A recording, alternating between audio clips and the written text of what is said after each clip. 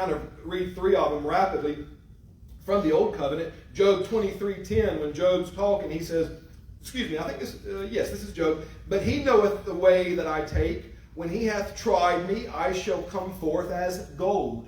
God knows the way I take, but when I go through the furnace, when he tests my impurities, I shall come forth as gold. David says in Psalm 66, he says, For thou, O God, hast proved us.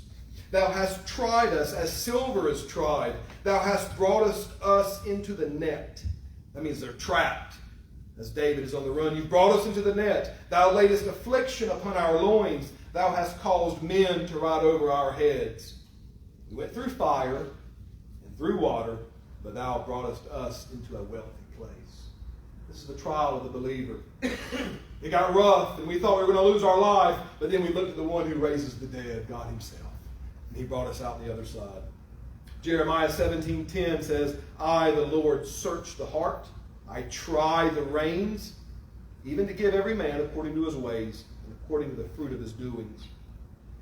Our faith is tested as believers, and David is someone who's not a stranger to having his faith tested. Look at the next verse with me. In verse 5, it still says, God trieth the righteous. He tries the righteous, but let's look what he says to the wicked. But the wicked, him that loveth violence, his soul hateth. That's a powerful statement there. It's spoken of God's eyes. It's spoken of his eyelids. But now it says the wicked, those who love violence, those who think they can push their way around, those who think there is somebody and that people ought to be afraid of them, his soul hates them.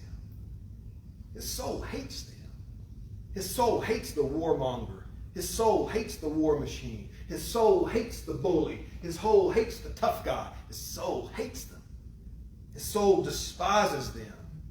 This is not being disliked by the lady at the convenience store you got into a tussle with. This is being disliked by the one who's created all things. What a bad place to be in, to say the least. His soul hates them.